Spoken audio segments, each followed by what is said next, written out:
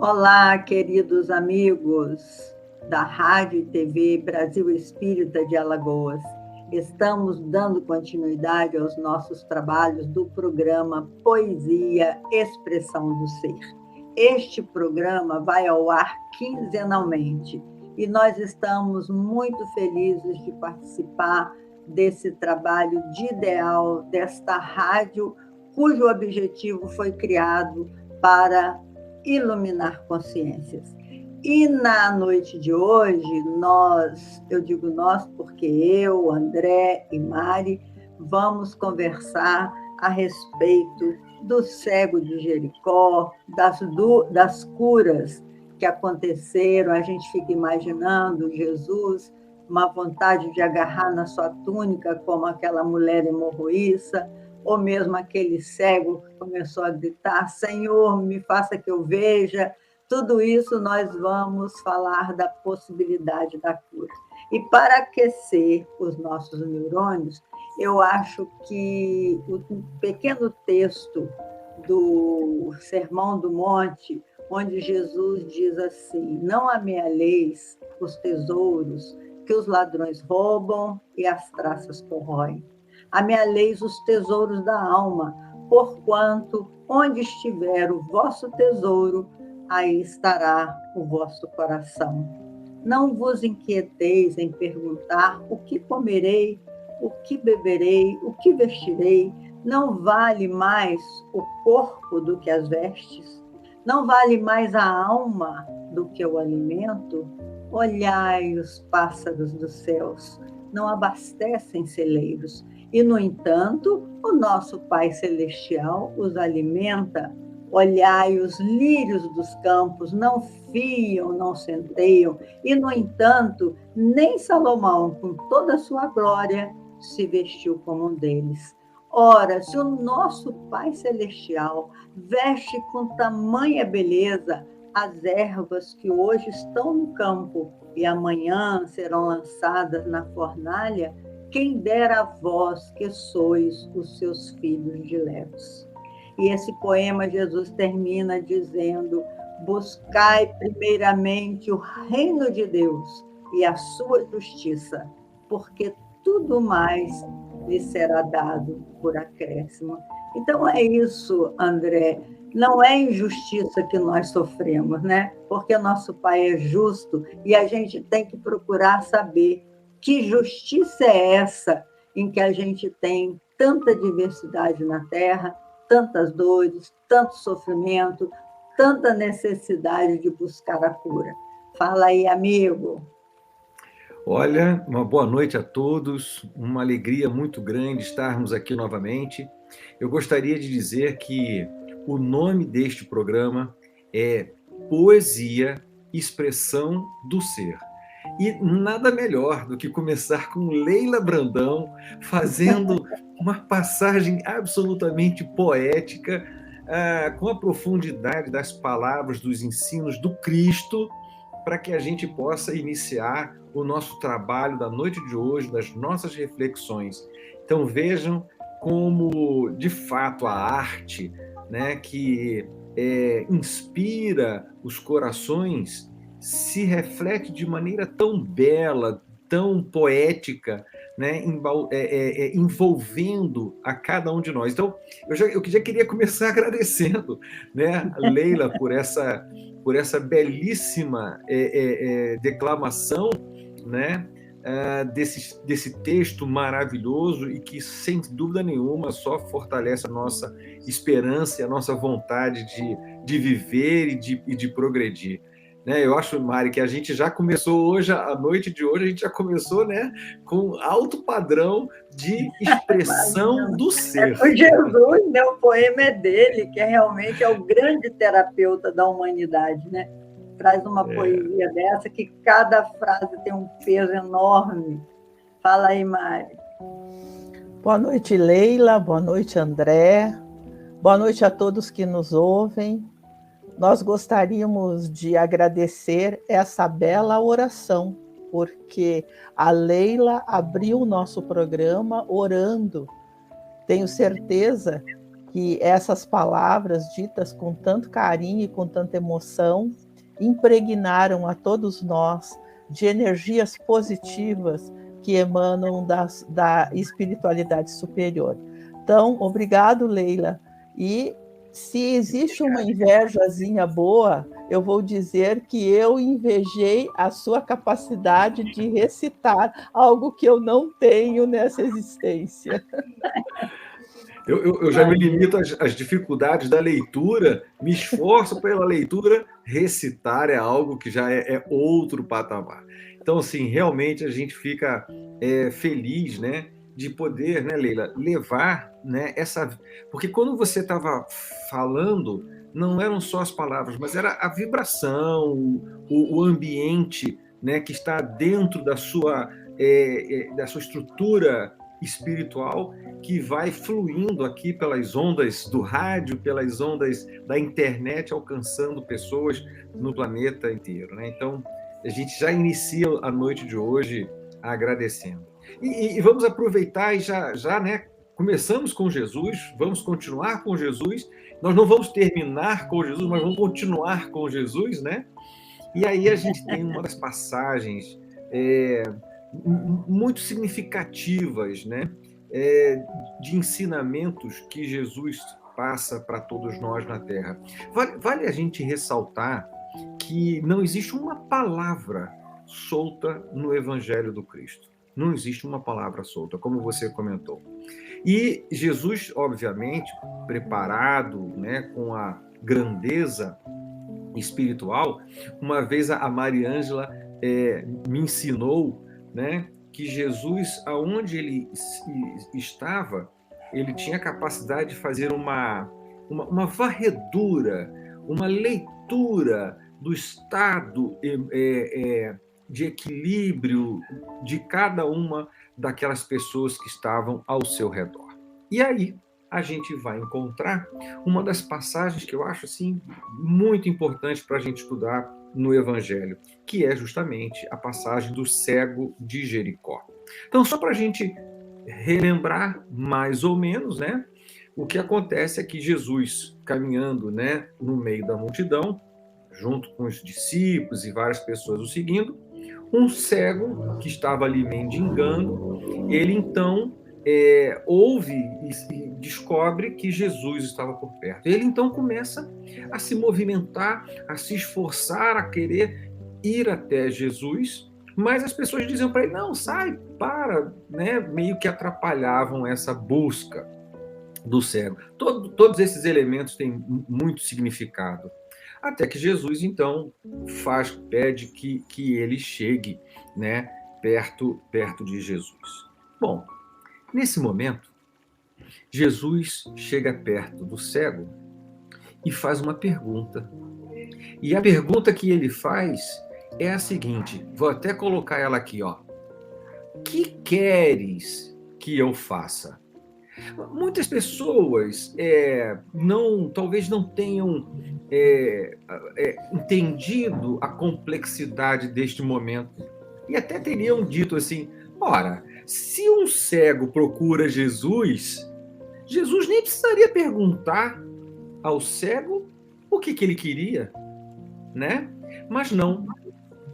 Jesus faz essa pergunta, a gente vai estudar sobre isso, a gente vai conversar sobre isso, porque Jesus não violentava nem mesmo a vontade mínima que fosse e deixava que as suas mais simples expressões se apresentassem. Então, por mais óbvio que fosse, né, Jesus pergunta ao cego, o que queres que eu faça?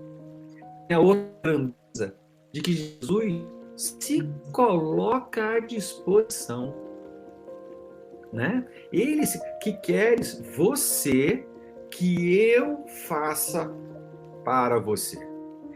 E aí o cego responde: Senhor, que eu veja. Olha, eu já estudei essa passagem diversas vezes. Eu me confesso aqui que já até várias vezes chorei ao estudar essa passagem, né? Porque às vezes eu fico me perguntando: que eu veja. Será que eu consigo ver? A gente vai conversar. Então, estamos diante desta grandeza de Jesus, diante de alguém que se esforçou para alcançá-lo, e Jesus pergunta com humildade: que queres que eu faça? E o cego responde: que eu veja. E eu começo a minha pergunta. Se Jesus perguntar para você: que queres que eu faça? Como que nós vamos nos comportar diante desta rogativa, dessa pergunta de Jesus? Como vocês se colocariam nesse momento? Eu não sei nem se eu gostaria que Jesus me perguntasse o que queres que eu faça, mas enfim, vamos pensar aqui. Eu vou ficar tão nervoso. Fala aí, Mari.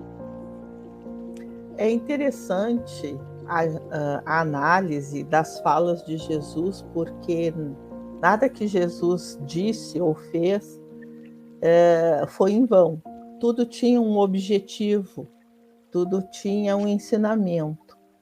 E o mais incrível é que Jesus não ensinava para aquele momento apenas, ele ensinava para a eternidade. Então, 2.000, 3.000 anos se passaram quase, porque nós não temos a precisão do tempo que transcorreu desde que ele esteve aqui, e as palavras dele continuam atuais. E nós, enquanto espíritos imortais que somos, quanto mais aprendemos e evoluímos, maior é a nossa compreensão da simbologia e da mensagem que está nessas falas de Jesus. Uma das coisas que nos chama muito a atenção e que o André salienta é que Jesus ensinava a todos nós, e ensina até hoje, através de questionamentos. Ele não nos dava as respostas prontas. Como bom mestre que era, ele nos fazia refletir. Então, é bem como o André falou, né? Parece desnecessário Jesus olhar para um cego e perguntar, né? O que queres que eu faça? Mas é óbvio, porque de repente, como uma vez me disse um amigo meu, né? O cego poderia achar que a cegueira não era o problema era uma dor que ele tinha no pé. Então ele poderia dizer para Jesus: quero que cure o meu pé, né? Porque nós não sabemos se a cegueira realmente era um problema para o cego. Naturalmente que era, porque ele vai colocar para Jesus: Senhor, que eu veja. E aí também tem uma outra conotação sobre este ver, que é muito importante, e que, para não gastar a fala, eu vou passar para a Leila, então, agora, né?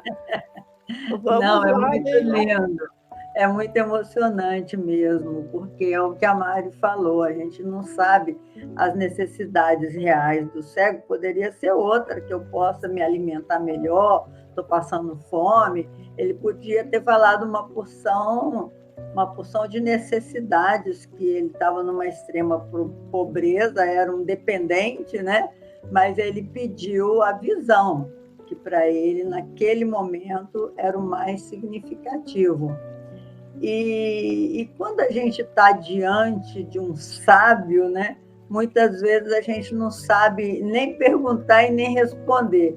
Me fez lembrar uma parábola até que está no livro do Humberto de Campos, que ele conta que um sábio queria muito encontrar Sócrates, que ele pedia muito a Jesus a oportunidade de chegar perto do Sócrates e fazer para ele apenas uma pergunta. Aí foi consentido que ele chegasse perto de Sócrates E aí ele perguntou: mestre, eu só queria saber que se o senhor viesse à Terra hoje, o que o senhor diria? Aí diz que Sócrates respondeu: conheça-te a ti mesmo, que é o básico, né? Então, assim, diante de Jesus, com uma pergunta dessa, o cego teve que fazer muito barulho, pelo que contam os evangelistas, ele teve que gritar alto, porque ele era um deficiente, ninguém estava dando, e Jesus estava cercado de necessitados. Como é que ele ia se fazer sentir para poder ser atendido por aquele mestre? Primeiro, ele tinha fé que Jesus pudesse curá-lo, né? Então ele começou a gritar. E quando ele começou a gritar e fazer aquela barulhada toda, então Jesus mandou chamá-lo e fez essa pergunta que realmente é lindo, que demonstra o grande educador que foi Jesus, como você falou, que educar é ensinar a pensar. Então ele, naquele momento, ele deu essa lição para todos, dizer assim: o que você quer, amigo? Em que eu posso te ajudar, né? E aí ele falou: que eu veja. E é lindo demais, porque eu acho que se eu encontrasse com Jesus hoje, eu pediria a mesma coisa, que eu veja. Tem muita coisa que a gente não consegue ver, tem tanta limitação, né, Mari? Não é, André? Diga aí, André. A gente, estudando essa passagem, vem ao nosso pensamento algumas questões muito importantes da vida, da passagem dos espíritos pela Terra. Eu vou chamar aqui a atenção a um aspecto muito cuidadoso, de que a gente lembre sempre de que nós aqui na Terra estamos num processo continuado de progresso em que todos os elementos à nossa disposição, e nesse aspecto o corpo desempenha papel fundamental, é instrumento para o progresso do princípio inteligente, o espírito. Então, há que se entender, há que se refletir de que as restrições normais do organismo já são elementos disciplinadores do espírito. Pois bem, além disso, o espírito encarnado, ele tem, como a gente diz aqui, os corretivos espirituais. Então, todo esse conjunto está à nossa disposição e colocado de maneira precisa a dar ao espírito o ensinamento que ele precisa.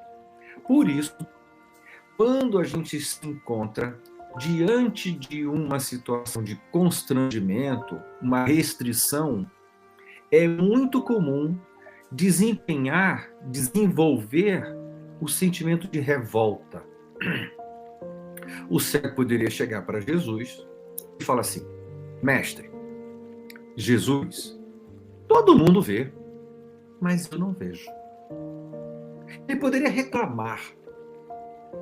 No entanto, ele já estava, a meu ver, cansado desta restrição imposta. Ele já tinha, a meu ver, realizado um grande curso com a cegueira. Ele já tinha, e eu vou colocar aqui, entendido a lição oculta que aquela restrição, aquela moléstia, lhe impunha ao corpo. Pois bem, ele poderia ter passado aquela encarnação toda e não ter encontrado Jesus. Jesus poderia não ter passado perto dele, ao alcance. Mas as oportunidades de redenção, aqui vem um aprendizado correlato à passagem, que as oportunidades de redenção passam frequentemente perto da gente. assim como Jesus passou perto dele. Mas nós precisamos realizar um esforço, ter uma vontade. Nós precisamos correr ou se movimentar para chegar à redenção. E aí, quando Jesus encontra aquele espírito, Jesus, na leitura dele, já tinha percebido que o cego já tinha alcançado o ensinamento que a cegueira lhe trazia para o crescimento espiritual.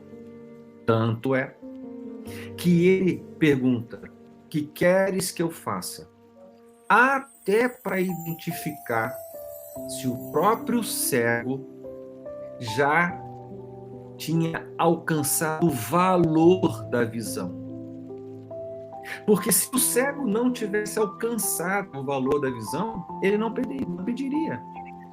Então Jesus lhe oferece para ver se ele tinha alcançado. E de certa forma, quando ele diz que eu veja, ele está respondendo: aprendi a lição, mestre. Agora eu quero ter.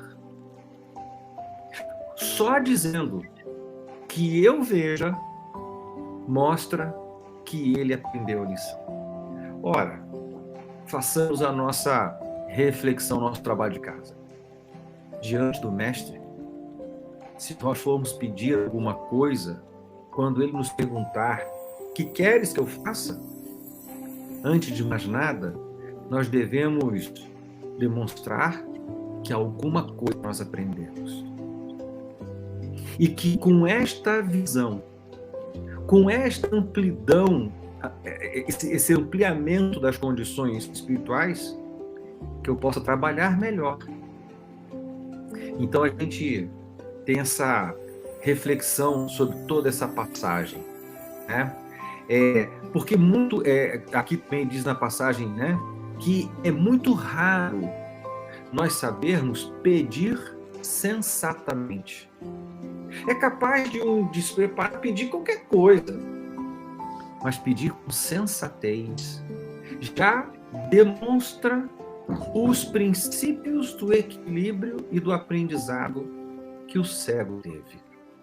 E quando ele diz que eu veja, não quero aumentar, quero prolongar minha fala, quando ele diz que eu veja, eu penso, ele queria ver com os olhos do corpo, ou ele queria que eu veja com os olhos do espírito a lição do mestre?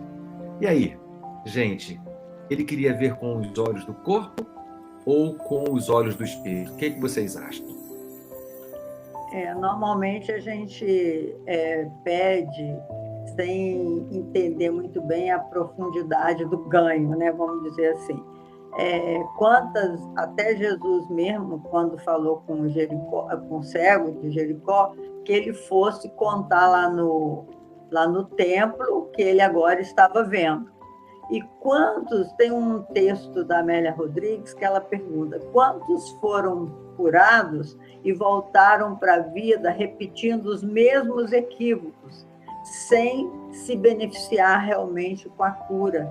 E a gente vê isso assim, mantendo as devidas proporções, a gente vê nas casas espíritas, assim como André Luiz pontuou também, daquele 1/10 passe, daquele homem que recebia passe toda semana, porque tinha um problema muito sério no estômago e tal, e ele sempre saía renovado da reunião, e no dia seguinte ele já estava do mesmo jeito, rancoroso, nervoso, cheio de ira, sem perdoar os amigos, mal-humorado. E aí, na semana seguinte, ele ia, tomava passe, os espíritos ajudavam ele a melhorar, ele saía dali, continuava no mesmo jeito de ser. E aí, como disse a Mari, muitas das nossas doenças são resultado do nosso psiquismo doente, a nossa alma doente. Então, quando chegou no 11º passe, André Luiz falou: não, agora ele não vai receber nenhum benefício. Ele vai seguir a trajetória da sua própria escolha, que foi detonar o próprio corpo com a sua maneira de ser, né? Que todas as nossas paixões, de uma certa maneira, faz um desgaste na nossa condição de fluido vital. Então, essa passagem do cego, como o André colocou muito bem, no momento Jesus fez a leitura que ele já tinha compreendido a razão, a ação oculta da sua doença, a lição, ele já tinha aprendido a lição. Então, todas as dores que chegam à nossa alma, a gente tem que ter essa leitura espiritual, saber, meu Deus, eu sarei, eu saí do hospital, teve uma amiga minha agora que realmente tirou o pé da cova, como a gente diz, ela passou 15 dias entubada, saiu cheia de coragem, e aí a pergunta que a gente faz, você aprendeu alguma coisa enquanto estava lá, nesses 15 dias entubada? Você aprendeu a valorizar o seu tempo? Porque é isso que a gente tem que se questionar. Se eu voltei à vida, se Jesus, os espíritos amigos, me proporcionaram um recomeço, eu realmente vou recomeçar? Ou eu vou falar, graças a Deus eu estou voltando e vou fazer tudo igual? Então, fala aí, Mário, o que você acha disso? Lembrando do livro O Consolador, em que Emmanuel responde perguntas, a estrutura do livro Consolador é muito similar à do Livro dos Espíritos. Na pergunta 95, quando Emmanuel é questionado sobre saúde, ele define saúde de uma maneira muito significativa. Ele diz que saúde é a perfeita harmonia do espírito.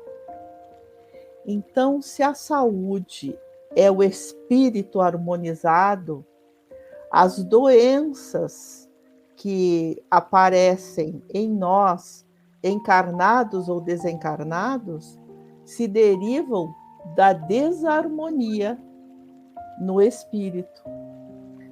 E neste momento em que Jesus percebe o cego, ele percebe que aquela origem que gestou a desarmonia da cegueira, neste cego já estava reestruturado.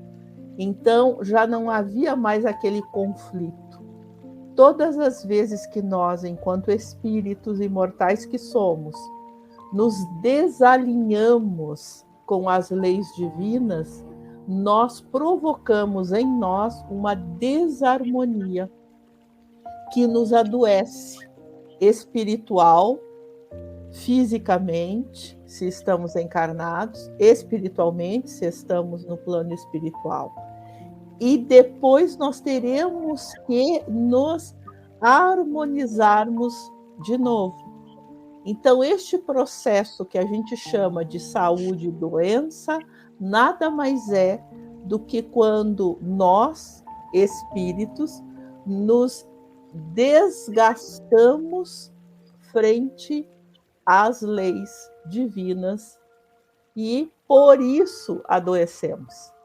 Então, provavelmente, quando Jesus olhou aquele cego, ele percebeu que a experiência da cegueira dos olhos físicos trouxeram para aquele espírito o reajuste harmônico e, a partir de agora, dentro deste quesito, a tendência era que ele continuasse caminhando de uma outra forma, fazendo opções diferentes frente a essa experiência vivenciada.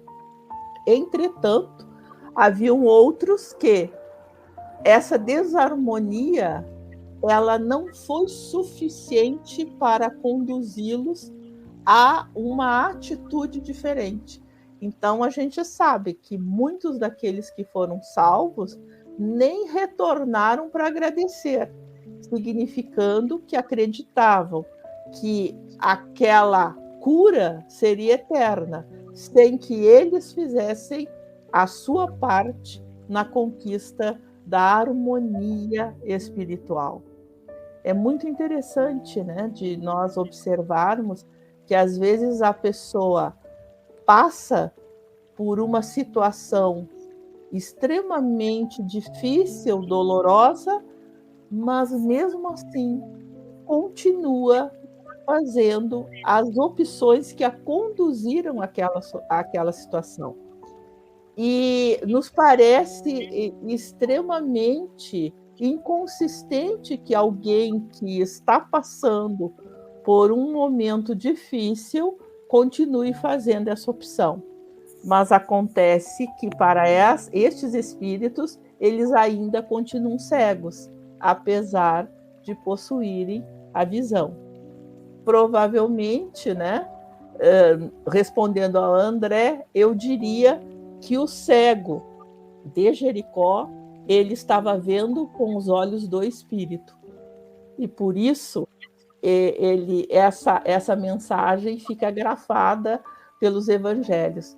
Talvez não fosse a visão dos olhos físicos que ele desejava, mas sim, né, a visão dos olhos espirituais.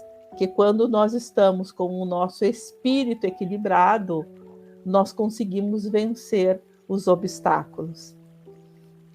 Essa passagem, Mari, ela realmente ela é muito significativa, porque quando ele diz que eu veja, né, em termos de conhecimento, em termos físicos, o que eu veja já é um desafio, né? É a velha história do meio copo cheio, do meio copo vazio, né?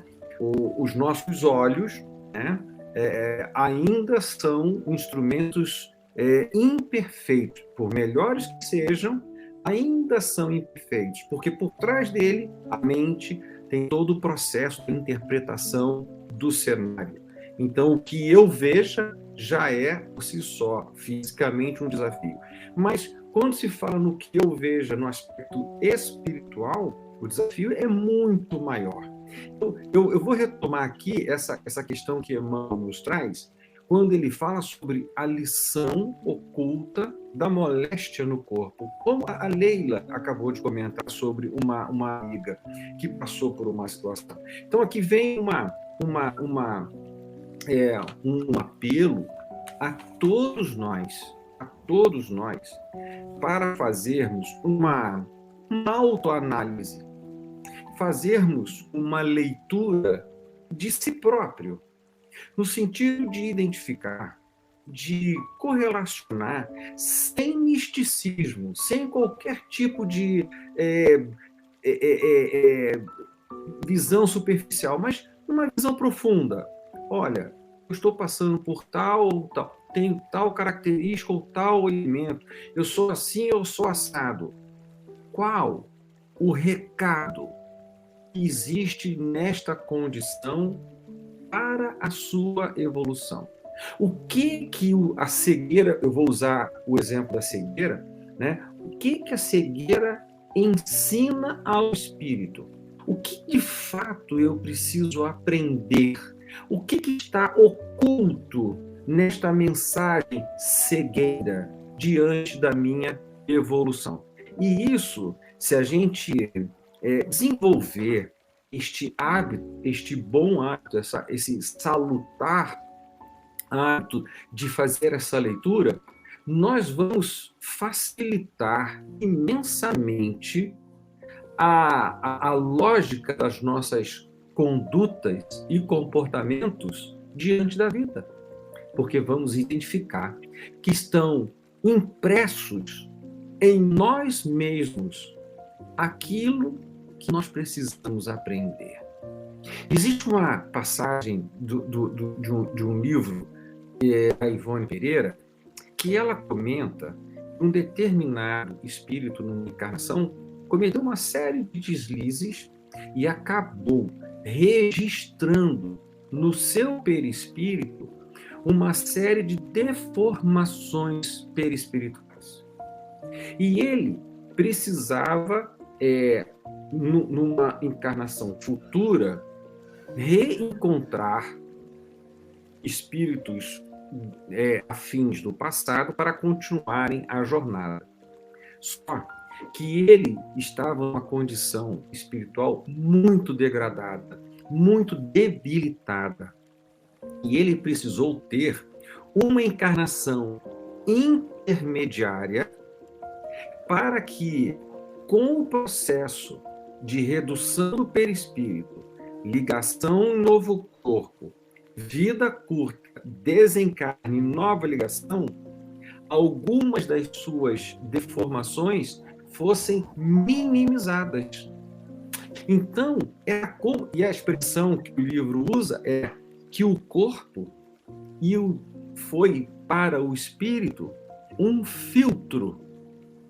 O corpo, o processo reencarnatório, serviu para aquele perispírito como um filtro, criando harmonias mínimas para que ele pudesse se reintegrar no grupo espiritual ao qual ele participava.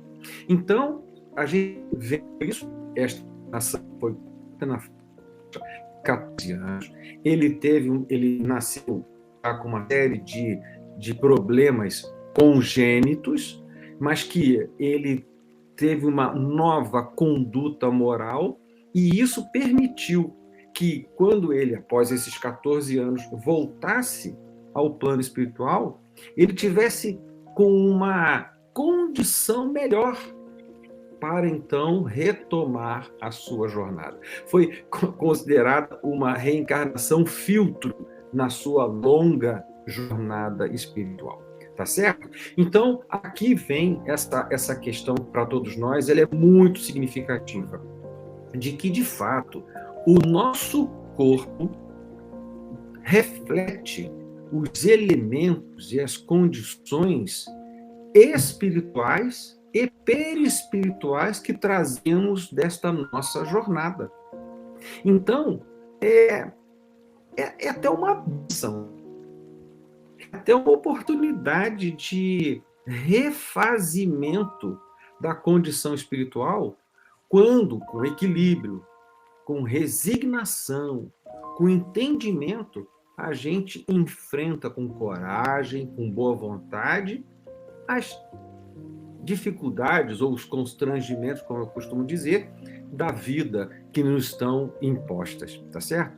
E este elemento, ele vai, gente, até o último suspiro. Assim como eu comentei agora, que o Evangelho de Jesus não... a sua fala picotou um pouquinho, André. Deve ser aqui a internet, mas eu vou melhorar ela. Então, chega mais perto. Só para a gente... mais perto. Então, só para a gente ressaltar de que a gente está num processo de purificação. E este processo, ele vai até os últimos instantes da vida. Então, não há nenhuma palavra solta no Evangelho, como não há nenhuma fração de segundo solta, uma fração solta na nossa encarnação. Então, no Evangelho segundo o Espiritismo, nós vamos encontrar um capítulo que vai falar, meio que é uma pergunta: será lícito abreviar a vida de um doente que sofre sem esperança de cura? Kardec colocou esse título no Evangelho. Então, lembrando, toda fração de segundo, o último suspiro, ele pode ser extremamente valioso, permitindo uma reflexão, um arrependimento que vai evitar longas jornadas de dores e sofrimentos. Então, meus irmãos, a grande lição do cego de Jericó é uma exaltação à vida.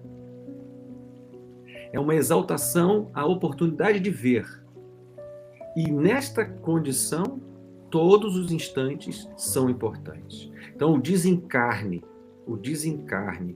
né? O espírita, quando estuda, entende, vai analisando a questão do desencarne, ele vai perceber a sua importância e grandeza até os últimos instantes, que precisa ser envolto de muita harmonia e de muito equilíbrio, tá certo? Então, aqui vai essa questão.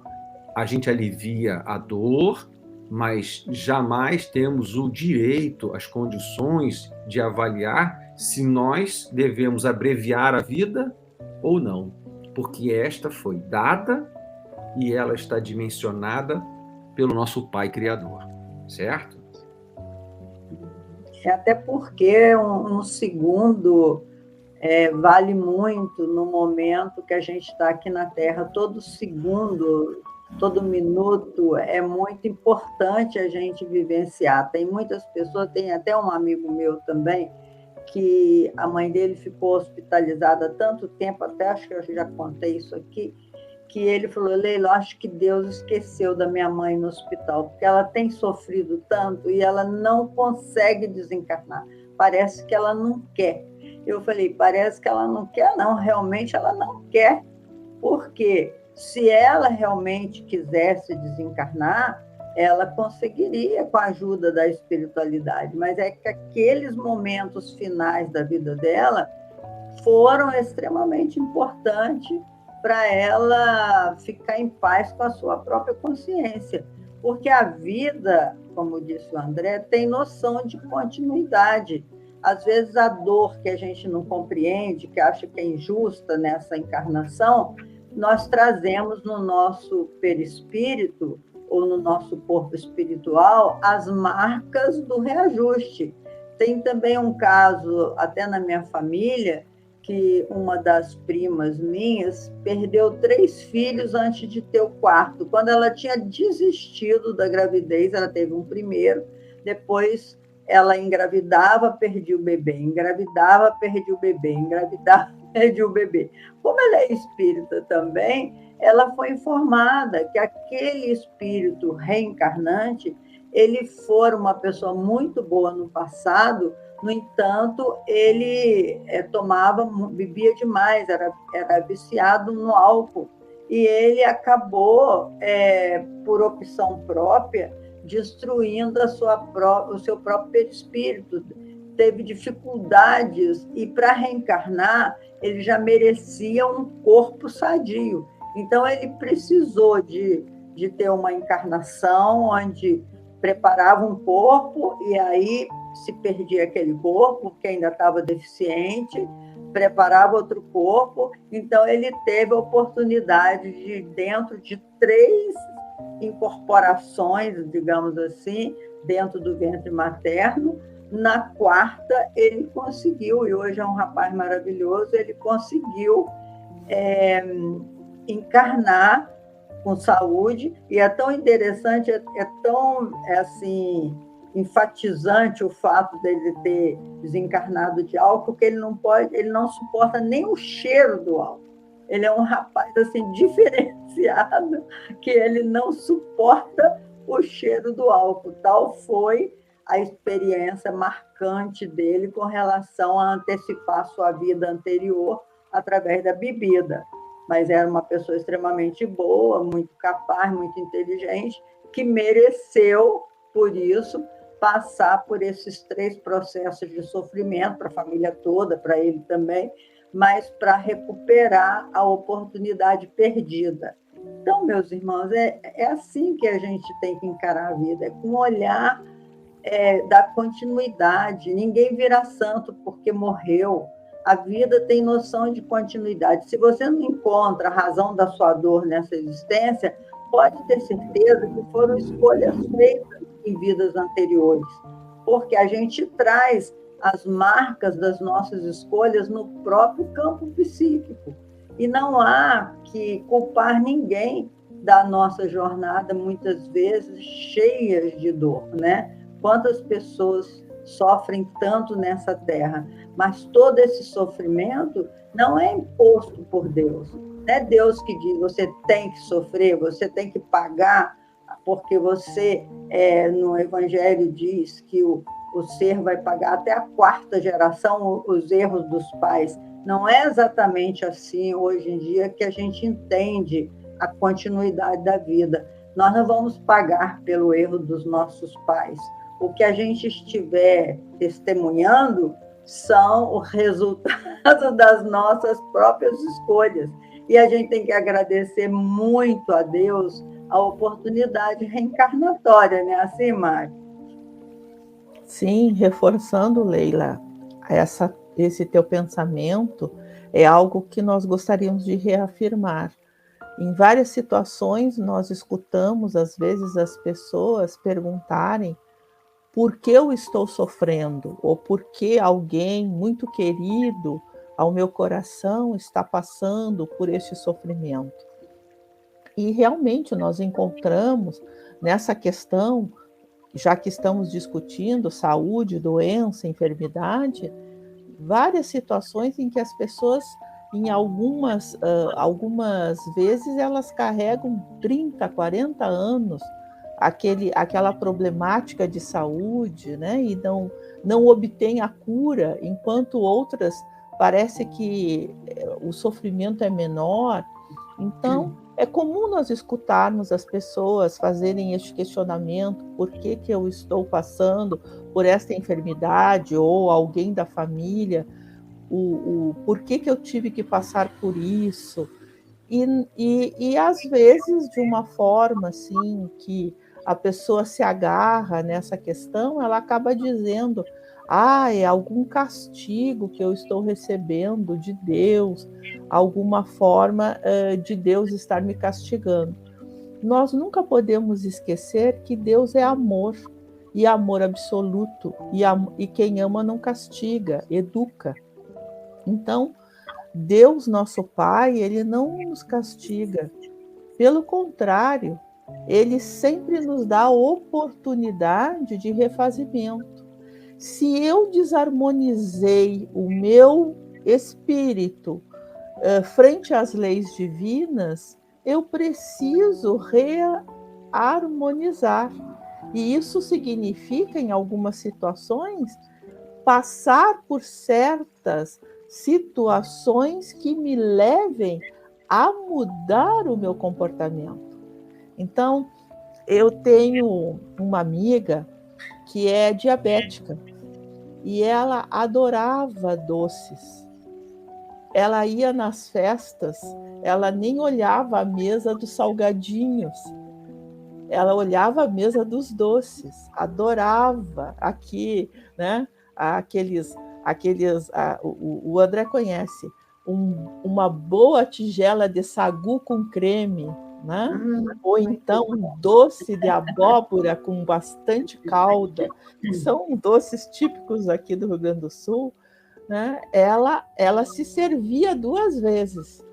Resultado, com o passar do tempo, apareceu a diabetes. Então, um dia, conversando comigo, ela me disse: por que eu me tornei diabética? Eu digo: olha, tem várias questões, mas você está sendo educada. Agora você está se reeducando. Doce é maravilhoso, mas tem que se ter parcimônia nas escolhas. Então, é mais ou menos isso que acontece. Nós vamos exagerando nas nossas escolhas, nas nossas práticas, na maneira com que nós nos relacionamos conosco mesmo e com os outros, que chega um momento em que a gente precisa daquilo que a gente chama de enfermidade para repensarmos as nossas escolhas. Então, hoje, é interessante, ela não está proibida de ingerir doce, mas em vez de 2 cumbuquinhas lotadas de sagu com creme, ela come meia cumbuca. Então já melhorou. Essa é a concepção que nós temos que ter. Nós não somos castigados, nós apenas temos que aprender a nos reajustarmos perante as leis divinas. E para encerrar, né, eu gostaria de dizer que Jesus é o médico das nossas almas. E como bom médico que é, ele nos prescreve uma receita divina.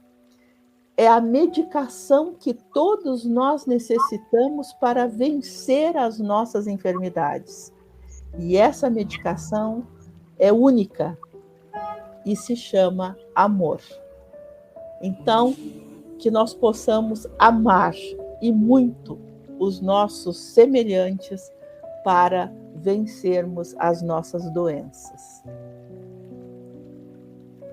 É isso mesmo, que lindo, Mari, que você falou, viu?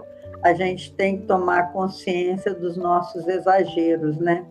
Porque reflete no nosso corpo físico mesmo. Tem um conhecido meu, muito amigo, aliás, que ele produz, o seu rim produz uns tumores que não são malignos, mas que lhe traz muita dor, e ele, vez por outra, ele tem que tirar aqueles tumores. Então, a gente não dá nenhum diagnóstico, porque nós não somos médicos nem nada, mas as pessoas, sabendo que a gente é espírita, ficam perguntando: o que você acha que eu fiz para merecer produzir tumor no meu rim? Eu falei: olha, se pudesse responder essas perguntas, eu seria Deus. Eu não sei o que você fez, né? Ah, mas você acha que a culpa é minha? Eu falei: bom, minha é que não é, porque a gente brinca assim. Eu falo: olha, você entra em diálogo com Deus e pergunta por que você realmente está passando por isso. Porque quando a pessoa não quer saber a resposta, ela só quer contestar, não adianta você explicar muito, né? Porque a pessoa não quer saber, ela quer que alguém seja responsável pela sua própria dor. Ela não quer sequer imaginar, acha até uma maldade. Inclusive, a mulher dele falou assim para mim: Leila, eu acho uma maldade se você vai dizer para o meu marido que a culpa é dele. Eu falei: eu não vou dizer, eu não vou dizer nada, eu sei lá. Porque, mas, meus irmãos, é isso, a gente está brincando, mas muitas pessoas questionam a razão da dor. E só mesmo com o coração aberto, com a mente aberta, você vai poder procurar as respostas para a sua dor. Não sou eu que vou dizer, não é o padre que vai dizer, e é o diálogo seu com Deus. Porque, como disse Jesus, ore no secreto do seu quarto. Às vezes as pessoas dizem assim: onde é que é o secreto do quarto? E se a pessoa não tem casa, como é que vai ter quarto, né? Ore no secreto do seu quarto. É no seu íntimo, meu irmão, que você vai buscar essas respostas. E fique certo, é necessário buscar a resposta. Só assim você vai ter uma vida plena, tendo a certeza que Deus é Pai, que o nosso Criador nos ama, como diz a Mariana, e nos ama com tanta misericórdia que nos oferece muitas chances de encontrarmos com Ele. Busque Jesus e você vai ter a resposta. Que Deus nos abençoe a todos. Vou passar a palavra para vocês se despedirem também. Nos dê a força. Assim, minhas palavras finais, eu costumo dizer que eu peço muito que eu consiga manter de alguma forma, ao longo da jornada, o que eu veja, né? A lucidez. Porque se os elementos estão ao meu redor e eu não estou conseguindo alcançá-los, muitas vezes é porque eu ainda não consigo ver. Que eu não consigo, que eu, muitas vezes, às vezes, a coisa está até diante dos meus olhos, mas eu não sou lúcido o suficiente para identificar, encontrar e caminhar nesta direção. Então, minhas palavras finais são repetindo aqui o cego de Jericó. Eu desejo a todos nós que a gente veja Jesus. Porque, no fundo, o que talvez a expressão do cego não esteja completa, não era simplesmente que eu veja, mas que o cego pudesse dizer que eu veja você, Jesus. Uma boa noite a todos e muito obrigado. Boa noite. Até a próxima.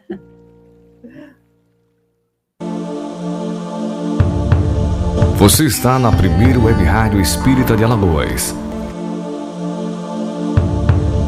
Iluminando consciências. Rádio Brasil Espírita.